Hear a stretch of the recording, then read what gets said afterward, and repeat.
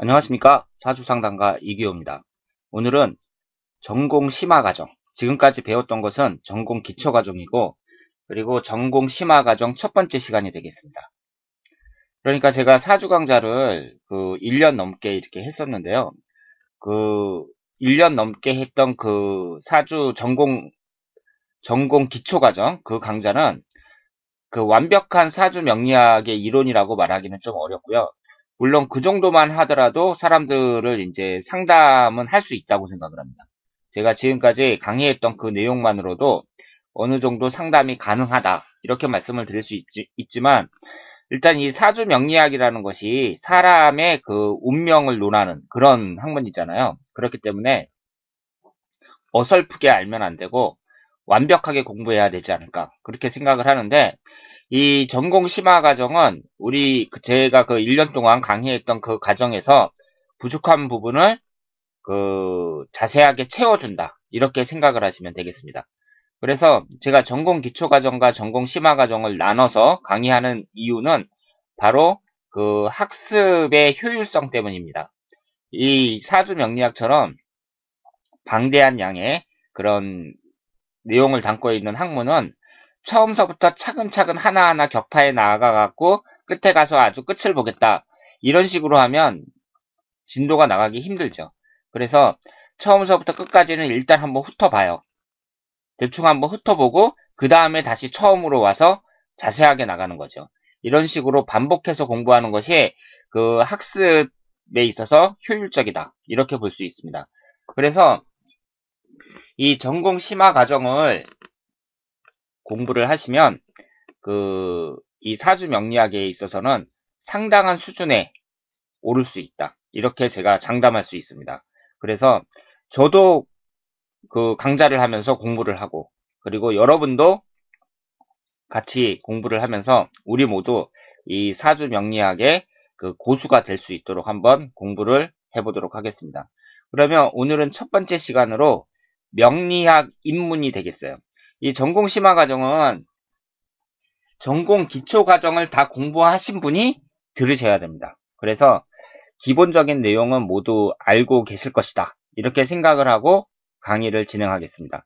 우선 명리학 입문 첫 번째 시간으로 이 몇 가지 그 소제목을 정했는데요.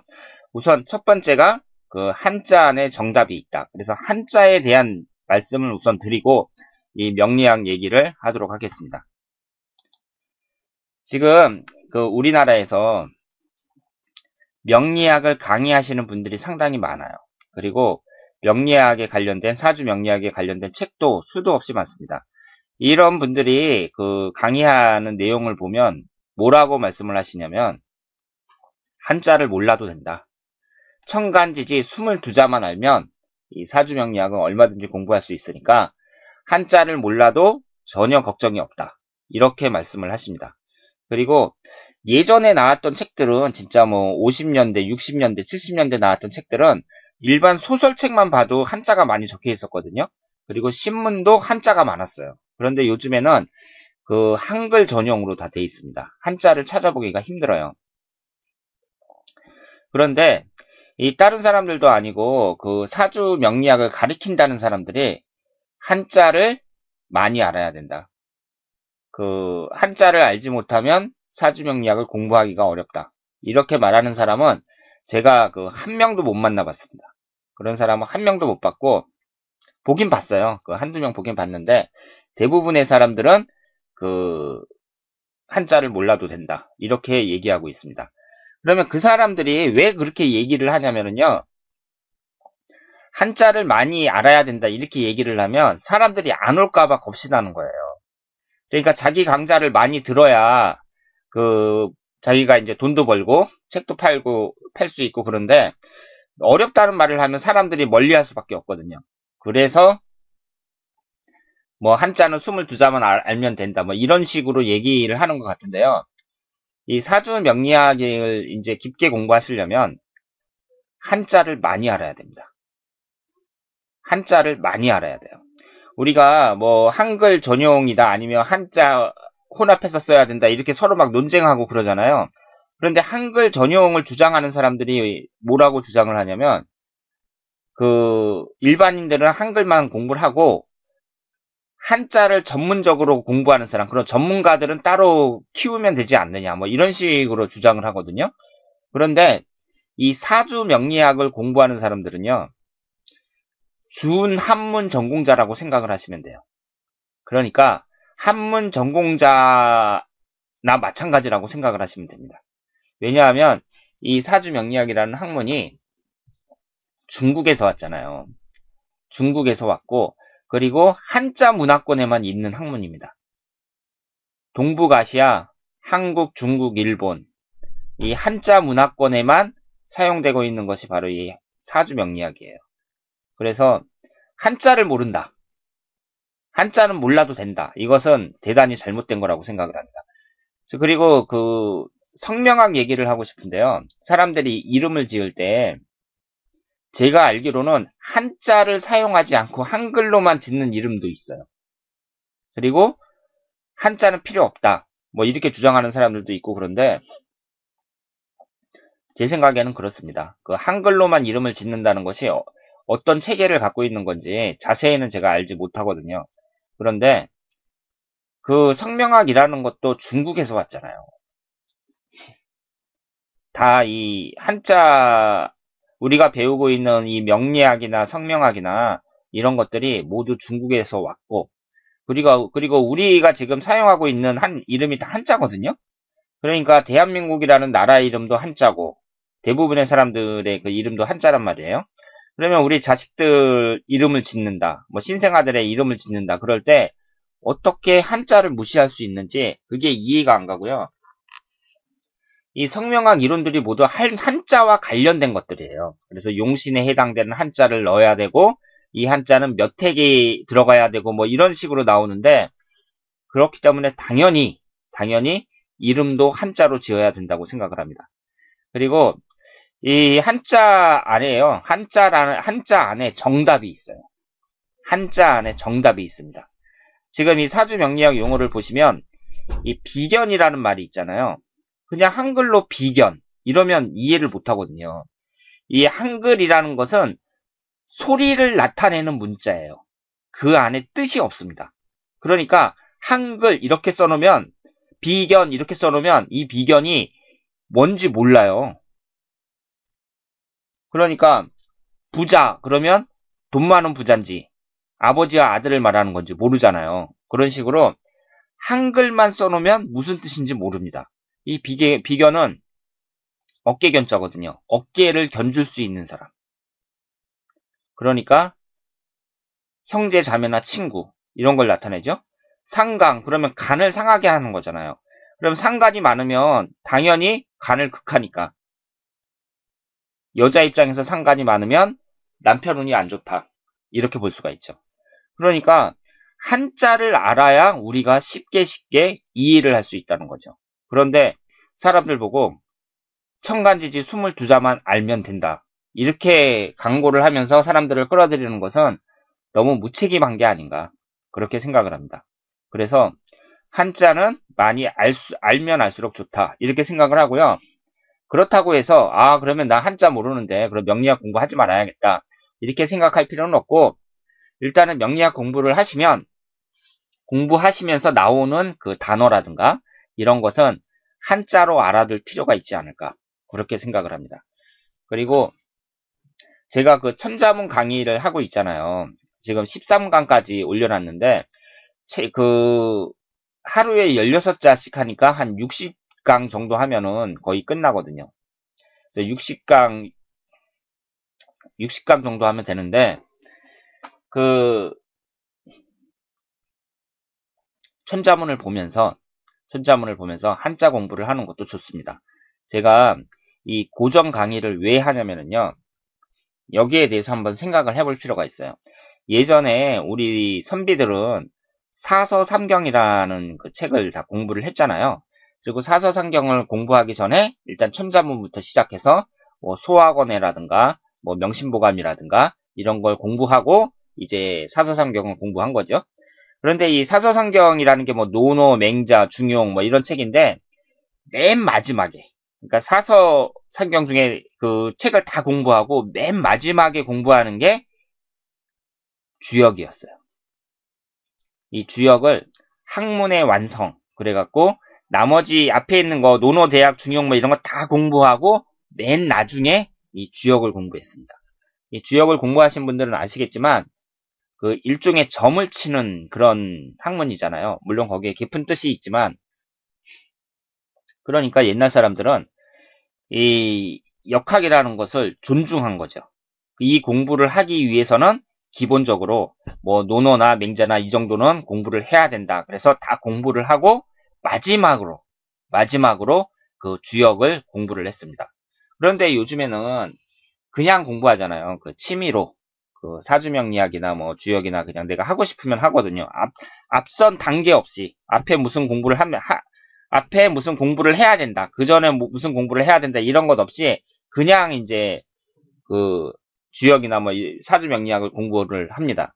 그래서 지금 저 길거리에 앉아 있는 그 사람들 여기 이제 앉아 있는 사람들 보면은 그 한 달, 두 달 이렇게 공부를 하고 그 사람들 운명을 봐주겠다고 앉아갖고 이렇게 그 상담을 하는 사람들도 많이 있어요.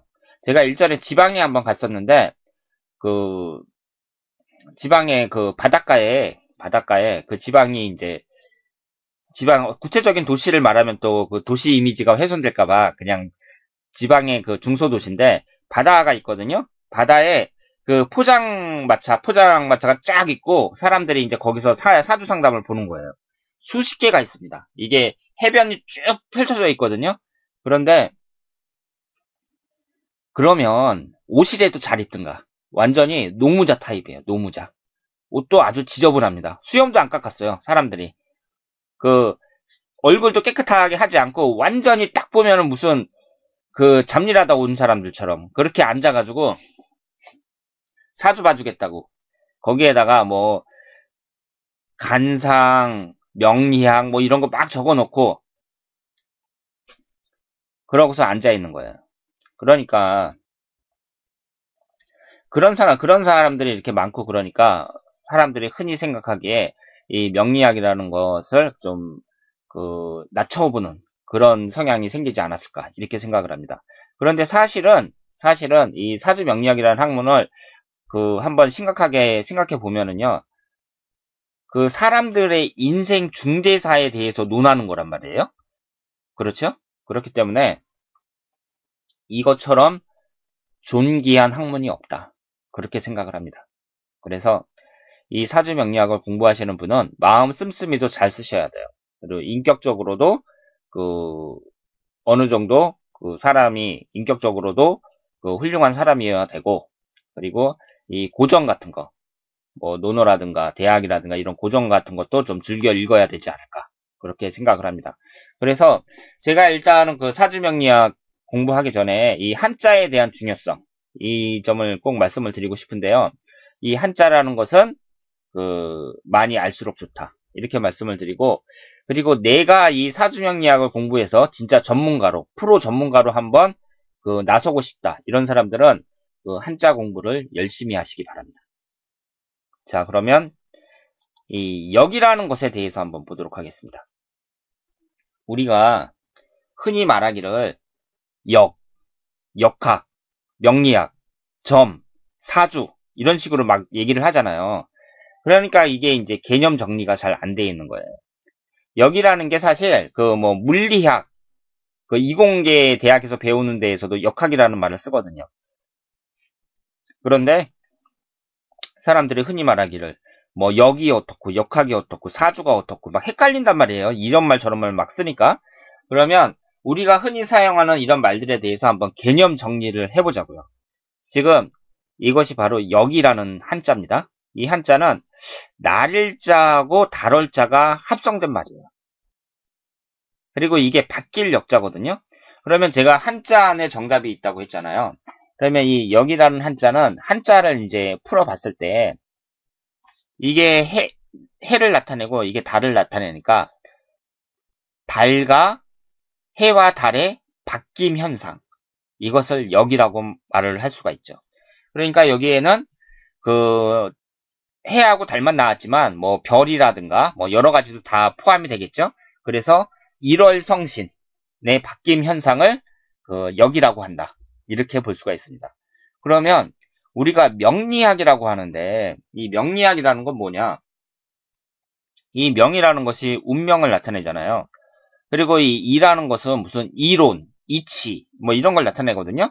그러니까 운명의 이치를 연구하는 학문이다. 이렇게 볼 수가 있고 그러면 이 이치라는 것이 뭐냐면 바로 이 역을 나타내요. 그러니까 운명의 그 바뀜 현상 이런 것을 연구하는 학문이다. 이렇게 말씀을 드릴 수 있습니다. 그러면 이 역이라는 것의 그 변천 과정을 한번 보도록 하겠습니다. 이 역이라는 것이요, 세 가지가 있습니다. 한자를 보면 중요한 것이 이제 세 가지가 있는데, 이 역자는 무슨 역자냐면요, 우리가 달력할 때 이 역자예요. 그리고 이 가운데에 있는 역자는 역사할 때 역자입니다. 그리고 이 역자가, 이 오른쪽에 있는 이 바뀔 역자가 우리가 그 역학을 공부한다 할 때 이 역자예요. 그러면 처음에는 이 달력을 나타내는 이 역자에서 역사를 나타내는 역자로 발전했다가 그 다음에 이 역이라는 것이 나왔다. 이렇게 볼 수가 있는데요. 이 역의 역사가 오래됐잖아요. 그 주역이라는 책이 나온 지도 기원 전입니다. 그러니까 기원 전에 이 주역이라는 책이 나왔어요. 그러면 주역이라는 책이 갑자기 하늘에서 뚝 떨어지진 않았을 거거든요. 그러면 그 전에 아주 오랫동안 서서히 발전을 한 거죠. 그래서 뭐 하도 낙선이 뭐 거북이 등껍질에서 뭐 뭘 발견했느니 뭐 이러면서 그 중국에 무슨 전설 같은 게 막 나오잖아요. 뭐 사망오제도 나오고 막 이런 전설이 나오는데 그런 식으로 따지면 이 역의 그 역사를 한 5,000년 정도로 봐야 됩니다. 그러니까 이 청간 지지의 배경이 되는 이런 것들이 한 5,000년 전에 나왔다. 이렇게 볼 수가 있어요. 그런데 요즘 중국 역사를 보면 막 1,000년, 2,000년은 막 자기들끼리 막 늘렸다 줄였다 막 하니까 끝이 없다. 이렇게 생각을 하시고요. 처음에 이 역이라는 것은 일반인들을 위한 것이 아니라 권력자들을 위한 역이었습니다. 그래서 이 세상이 어떻게 돌아가는지 천문학을 연구를 하고 그래서 1년은 1월서부터 12월까지 있겠구나. 뭐 이런 식으로 이제 연구가 된 거죠. 그러면서 이 역이라는 것이 그 왕의 이름을 짓는 데 사용이 됐다고 합니다. 왕의 이름을 짓는데 사용을 했다 그래요. 그런데 그러다가 이제 계속 기록을 하게 된 거죠. 그래서 1월이 되면 춥고 그리고 뭐 여름에는 따뜻하고 가을에는 농사를 지을 때 보니까 가을에는 이제 추수를 해야 되고 뭐 이런 식으로 그 농사와 관련돼 갖고 막 기록을 하게 된 거예요. 그래서 뭐 아침에 태어난 아이들이 좀 활달하고 저녁 때 태어난 아이들이 좀 차분하더라. 이런 식으로 그 달력의 기능을 하다가 그 달력의 기능에서 계속 이제 시간이 지날수록 중요한 걸 기록을 하게 되는 거죠. 그러면서 이게 역사가 됩니다. 그래서 그 역사가 계속 쌓이다가 기록이 계속 쌓이다가 나중에는 통계가 돼요. 통계. 그러면서 점의 형태로 발전을 하게 됩니다. 그래서 어느 날 언제 태어난 애들은 이런 성향이 강해. 뭐 이런 식으로 하다가 이게 학문적으로 그 체계가 쓰는 거죠. 그래서 처음에는 달력의 역할을 하다가 역사가 되고 그 다음에 역이 됐다. 이렇게 볼 수가 있습니다. 그런데 이 역이라는 것은요. 천문의 역이 있고 지리의 역이 있고 인문의 역이 있어요. 그래서 천지인 세 개로 나눌 수가 있습니다. 그래서 천문의 역이라는 것은 뭐 태을수나 자미두수 이런 거 들어보셨는지 모르겠는데 이 천문의 역학이라고 할 수가 있고요. 이 지리의 역학이라는 것은 풍수지리라고 들어보셨죠? 이 땅에 관련된 이 풍수지리가 바로 지리에 관련된 역학이라고 할 수가 있습니다. 그러면 인문에 관련된 역학, 사람에 관련된 역학은 성명학, 육임, 육효, 매화역수, 명리학, 점, 굿, 부적 이런 것을 말한다고 할 수가 있죠. 그래서 우리가 뭐 육효든지 점이든지 명리학이든지 어쨌든 인문에 관련된 그 역학을 다뤘다는 점에서 같은 카테고리 안에 넣을 수 있다. 이렇게 말씀을 드릴 수가 있습니다.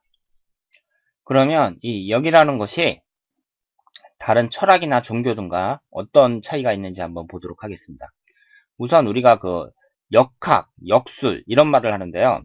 여기에 대해서 이제 정리를 하자면 역학이라는 것은 역을 공부하는 과정이라고 볼 수가 있죠. 이 배울학자를 써서 그 무슨 학문을 나타내니까 역을 공부하는 과정이라고 볼 수 있습니다. 반면에 역술이라는 표현을 쓰잖아요. 역술가, 역술인 뭐 이런 표현도 쓰는데 이 역술이라는 것은 말 그대로 역의 그 바뀜 현상을 풀어갖고 표현해내는 그 자체, 그것을 역술이라고 말씀을 드릴 수 있습니다. 그리고 철학이나 종교나 역학과의 그 차이점이라면 철학이라는 것은 그 변함없는 진리를 좀 강조한다고 볼 수가 있고 종교는 기복적인 것을 많이 강조하죠. 기복적이고 윤리 도덕적인 관점을 많이 강조합니다. 반면에 이 역이라는 것은 태어난 운명을 강조해요. 그러니까 그렇게 태어났으니까 부자 아들로 태어났으니까 부자가 된 것이고 뭐 그 사람의 그 타고난 운명 이것 자체를 강조한다. 이렇게 말씀을 드릴 수 있습니다. 그러면 우리가 이 명리학을 이제 공부를 하게 되잖아요. 그러면 이 명리학을 공부하는 데 있어서 그 명리학의 여러 가지 이론을 공부하게 되는데요. 지금 여기에 나와 있는 그 만세력이 오늘 날짜에 태어나신 분입니다. 지금 제가 이 강의를 준비하는 시간이 5시에 해당이 되거든요. 그래서 2015년 2월 28일 그 5시생으로 해갖고 사주를 한번 뽑아봤습니다. 그러면 을미년, 무인월, 을해일, 이모시에 태어난 분이 돼요. 그러니까 이제 그 일단 남자로 뽑아봤는데 이 아이가 이제 그 앞으로 어떻게 살아갈지 그것을 우리가 이 명리학이라는 것은 알 수 있다는 거죠. 그러니까 2015년 2월 28일이라는 것은 세계 공통어예요. 이걸 딱 보면 사람들이 어느 나라 이 지구상에 사는 사람들은 2015년 2월 28일이라는 걸 이 아라비아 숫자를 보면 딱 알지만 이것을 이렇게 사주팔자로 옮겨놨을 때 을미, 무인, 을의 이모 이걸 딱 옮겨놨을 때 공부한 사람들만 이해할 수 있습니다. 그런데 우리는 여기에서 이 사람의 많은 것을 찾아낼 수가 있어요. 그것이 바로 명리학입니다. 그러면 한번 볼까요? 이분이 지금 그 음양오행을 보면 양이 4개고 음이 4개예요. 그렇죠? 그러니까 같은 남성의 입장에서 봤을 때 이 양이라는 것은 좀 남성적이고 적극적이고 도전적이고 행동지향적인 그런 성향을 나타내고 음이라는 것은 그와 반대로 좀 여성적이면서 차분하면서 생각지향적인 그런 성향을 나타내는데 지금 음과 양이 반반씩 이렇게 섞여 있으니까 같은 남자의 입장에서 봤을 때 특별히 양적이지도 않고 특별히 음적이지도 않은 그 좀 중성적인 성향의 남성이다. 이렇게 알 수가 있습니다. 그리고 지금 그 비견겁제가 3개나 된단 말이에요. 월지 포함해서 3개나 돼요. 사주팔자 8글자 중에 이 비견겁제가 월지 포함해서 3개면 강하다고 볼 수가 있죠. 그리고 그 인성운이 2개입니다. 그래서 이 사주는 신강한 사주인데 좀 자기 고집이나 뭐 자존심이 비교적 강하다. 이렇게 볼 수가 있죠. 이 비견겁제가 강한 사람들은 그 비견겁제 자체가 그 사람의 자존심을 나타내기 때문에 좀 강하다고 볼 수가 있습니다. 그리고 이 지지의 구성을 봐도 이 지지 4글자 중에 월지 포함해서 2글자가 역마살이죠. 역마살이고, 이 미토라는 것도 역마의 기운이 강하다는 걸 아는 사람이 별로 없어요.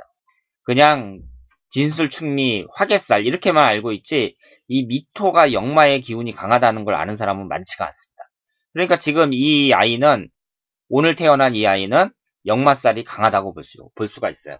그래서 역마살이라는 것은 움직이고 이동하고 돌아다니고 내일처럼 열심히 일하고 뭐 이런 성향을 나타내니까, 그 사무실에 가만히 앉아서 있는 것보다는 나중에 그 진로를 찾을 때 사무실에 가만히 앉아서 있는 것보다는 좀 활발하게 움직이고 이런 것이 이 아이 성향에 더 잘 맞는다고 볼 수가 있겠죠. 그리고 밑에 깔고 있는 이 해수가 을의 일주인데, 밑에 깔고 있는 이 해수가 어머니를 나타내요. 그렇죠? 그리고 배우자궁이고 어머니를 나타냅니다. 그러면 이 을해라는 것만 딱 봤을 때, 아, 어머니의 영향을 좀 많이 받겠구나. 우리가 이제 좀 막연하기는 하지만 대충 이런 식으로 해석을 할 수도 있다는 거죠. 그러니까 이 사주팔자라는 것이 이걸 통해서 이 사람의 여러 가지 뭐 재산적인 재물운이라든가 아니면 진로라든가 성격이라든가 이런 것을 잘 파악할 수가 있습니다. 그런데 그러면 우리가 있잖아요. 우리가 이 아이가 이런 사주를 갖고 있으면 그럼 이 아이는 이 사주에서 벗어나지 못하느냐, 계속 이렇게 사느냐, 이렇게 생각을 할 수가 있는데, 여기에서 그 명과 운이라는 걸 아셔야 돼요. 그러니까 이 아이는 이런 사주를 갖고 있는데요. 이 명이, 이것이 바로 명이고 운이라는 게 있습니다. 그러니까 명이 나무라면 운은 바람이라고 생각을 하시면 돼요. 나무가 있는데 바람이 계속 불면서 이 나무를 건드려요. 그 얘기가 뭐냐면, 흘러가는 이 대운이라든가 일년운이라든가 월운이라든가 하루하루의 일, 그리고 2시간마다 또 운이 바뀌어요. 2시간마다 자축인묘 진사오미 신유술에 이렇게 시간이 계속 바뀝니다. 이런 식으로 이 아이는 이 8개의 이 사주팔자를 갖고 있는데 계속해서 다른 운이 들어오는 거죠. 이것을 운이라고 합니다. 그렇기 때문에 이 흘러오는 이 운으로 같이 합이 되기도 하고 같이 충이 되기도 하고 그러면서 여러 가지 변화가 생긴다는 거죠. 그래서 이 아이를 보면은 그 68살 신민영 같은 경우에는 을신충으로 그 대운이 충국을 받는 거죠. 그러면은 지금 그 1년운을 봤을 때요. 17살 때, 17살 신해년에는 이 아이가 을신충으로 충국을 받아요. 그런데 16살, 그 전해 16살 경술년에는 또 을경합이 돼요. 이런 식으로 사주팔자 8개는 그대로 있는데 대운이 들어오고 1년운이 들어오고 월운이 들어오고 하루 신수가 들어오고 그리고 시간에 따라서 운이 들어오면서 계속해서 충이 되기도 하고 합이 되기도 하고 그러면서 여러 가지 변화를 일으킨다. 이렇게 말씀을 드릴 수가 있습니다. 그래서 이 명리학이라는 것은 그 음양도 배워야 되고 오행도 배워야 되고 십성도 배워야 되고, 그런데 이 명이 이렇게 고정된 것이 아니라 흘러가는 운에 따라서 여러 가지 변화를 일으킨다. 그래서 우리가 그 운명이라는 말을 사용한다고 말씀을 드릴 수 있습니다. 자, 그러면 앞으로 제가 그 오늘 사주 명리학 입문이라 그래서 그 사주 전공심화 과정 첫 번째 시간인데요. 모든 것이 그렇지만 그 첫 번째 시간은 그 오리엔테이션이라 그래갖고 그 앞으로 어떻게 수업이 진행될지 그런 것을 이제 설명을 하고 간단하게 이제 설명을 마치고 이제 끝내는데요. 제가 그 앞으로 수업이 어떻게 진행될지에 대해서 말씀을 드리겠습니다. 지금까지의 그 수업은 제가 그 일주일에 한 번씩 그 강좌를 올리질 못했잖아요. 그런데 앞으로는 일주일에 한 번씩 강좌를 올리도록 하겠습니다. 그리고 특별한 일이 없는 한은 일주일에 한 번씩 올리도록 할게요. 그리고 지금까지는 보통 60분 분량으로 이렇게 올렸거든요. 그런데 그 시간이 좀 짧아질 수도 있어요. 뭐 30분이라든가 40분이라든가 이렇게 60분 분량이 안 되고 짧을 수도 있지만 일주일에 한 번씩 올리는 것은 꼭 지키도록 노력을 하겠습니다. 지금 제가 그 강좌를 하는 것이 사주 명리학 강좌의 대장정이다. 이렇게 제가 표현을 하고 싶은데요. 우선 우리는 사주 전공 기초과정을 이제 공부를 하고 전공 심화 과정을 공부하는 입장이기 때문에 매우 자세하게 강의를 합니다. 그래서 어느 정도 자세하게 강의를 하냐면요. 천간 지지만 하는데 한 20주 정도 잡아야 돼요. 천간 지지만 하는데. 그 얘기는 뭐냐면 천간이 10개고 지지가 12개잖아요. 그러면 그 하나 갖고 1시간씩 하겠다는 거예요. 한 강좌씩. 그러니까 천간의 간목이다. 그러면 이 간목 하나 갖고 그날 그 강좌, 그 한 주의 강좌를 다 하겠다는 겁니다. 40분이 걸릴지 1시간이 걸릴지 모르지만 그걸 하나 갖고 강좌 하나를 하겠다는 거예요. 지지에 예를 들어서 자수다. 그러면 자수 하나 갖고 한 강좌를 하겠다는 겁니다. 그러니까 아주 자세하게 하겠다는 거죠. 그래서 천간 지지만 해도 한 20주는 잡아야 된다. 이렇게 볼 수가 있고요. 일간이라든가 지장간이라든가 십성을 하는데도 약 20주를 잡아야 됩니다. 그런데 여기서 일간은 나중에 제가 그 일간을 일주 하나 갖고 한 강좌씩 할 거예요. 그러니까 일주가 60개니까 60주가 걸린다는 얘기거든요. 그런데 그걸 하기 전에 이 일간을 공부를 할 수밖에 없습니다. 그래서 약식으로 이 일간을 공부하고 갑을병정 무기경신임계 이 일간의 성격이라든가 이걸 공부를 하고 지장간하고 십성하는데 이것도 약 20주 정도는 잡아야 돼요. 그리고 용신과 격국, 행운 분석 이것도 한 10주는 잡아야 되고요. 그리고 건강에 관련된 문제 제가 마지막 시간에 그 사주와 질병에 관련돼서 그 강좌를 간단하게 했었는데 건강에 대해서 또 자세하게 하고 또 육친 분석에 대해서 자세하게 하고 합충 형해파 이것만 해도 한 25주는 잡아야 됩니다.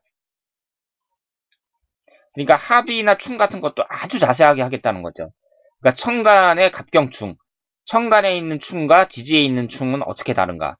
그리고 인신사 삼형살이면 삼형살 그거 하나 갖고만 그 한 강좌 하나를 하겠다는 겁니다. 그러니까 술축미 삼형살, 인신사 삼형살 따로따로 이런 식으로. 그래서 이 사주 강좌 제가 지금 앞으로 계획하고 있는 이 사주 강좌가 그 우리가 전공 기초 과정에서 했던 그 강좌에서 그 부족한 부분을 완벽하게 채워준다. 이렇게 생각을 하시면 되겠습니다. 그리고 사람이 어떤 직업을 가지면 좋은가? 그리고 이 아이는 공부를 잘 할까요? 못 할까요? 뭐 이런 식으로 직업과 학업에 관련된 부분에서도 약 4주 정도. 그러니까 직업이 2주, 학업이 2주. 이 정도로 할 생각입니다. 그러면 여기까지가 이 전공 심화 과정의 기초 과정이라고 생각하시면 돼요. 그리고 전공 심화 과정의 중급 과정은 우리가 공부하지 않았던 12운성, 공망, 그리고 여러 가지 신살 위주로 해갖고 그 자세하게 공부를 할 생각이고요. 우리는 12신살도 공부 안 했어요. 그러니까 12신살도 그렇고 여러 가지에 대해서 아주 자세하게 할 생각인데 그것도 아마 한 30주는 잡아야 될 거예요. 최소한. 그리고 마지막에 이제 그 신살이 중급 과정이라고 생각하시면 되고요. 고급 과정이 이제 1주 갖고 60주 하는 거예요. 그러니까 제가 이걸 이제 계산을 해봤는데 막연히 잡아도 3년이 넘어요. 막연히 잡아도. 그런데 너무 기니까 이걸 갖다가 너무 자세하게 이제 따지지는 말고요. 그냥 대충 3년 정도 걸리겠구나. 3, 4년 정도 걸리겠구나. 이렇게 생각을 하시면 되겠습니다. 그리고 제가 말씀드리고 싶은 건 뭐냐면요. 그 전공 심화 과정에서 내용이 똑같으면 또 할 필요가 없잖아요. 이 전공 기초 과정을 공부를 했는데 이 전공 심화 과정이 전공 기초 과정하고 완전히 똑같은 내용이다. 그러면 강의를 할 필요가 없다고 생각하거든요. 그래서 이 전공 심화 과정에서 나오는 내용들은요. 그 사주 명리학에서 거론하고 있는 그 이론은 거의 다 나온다고 생각을 하시면 돼요. 그래서 제가 말씀드리고 싶은 건 뭐냐면 이 사주 이론이라는 게 되게 막 복잡하고 그리고 학파에 따라서 다르거든요. 학파에 따라서 달라요. 그래서 전공 심화 과정에서 제가 그 강의하는 내용이 전공 기초 과정에서 하는 내용과 약간 다를 수도 있어요.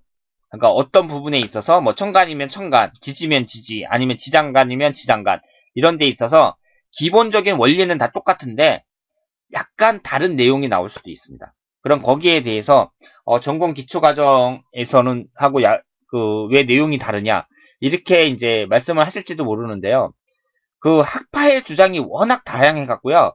그 사람들의 그 주장을 완전히 무시할 수가 없어요. 지금 이걸 너무 자세하게 강의를 하는데 다른 데에서는 주장하는 걸 갖다가 완전히 그 무시를 할 수가 없습니다.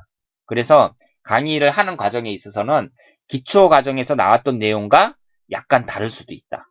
그래서 그 점은 여러분들이 좀 이해를 해 주시길 바랍니다. 자, 그러면 제가 이제 그 일을 저지른 거예요. 그 하루 한두 달도 아니고 무려 3, 4년 정도 예상되는 이 긴 과정을 이제 동영상 강좌를 하겠다. 이렇게 이제 말씀을 약속을 했으니까 이제 계속 공부를 해야 되고 이렇게 준비하는 과정 속에서 저도 발전을 하고 사람이 확실하게 자기 지식으로 만들려면 그걸 가리킬 수 있어야 되거든요. 그래서 이렇게 준비하는 과정 속에서 저도 발전하고 그리고 저의 실력도 늘고 그리고 이걸 공부하는 여러분들도 발전하고 그래서 모두가 발전할 수 있는 그런 사주 명리학 강좌가 되도록 하겠습니다.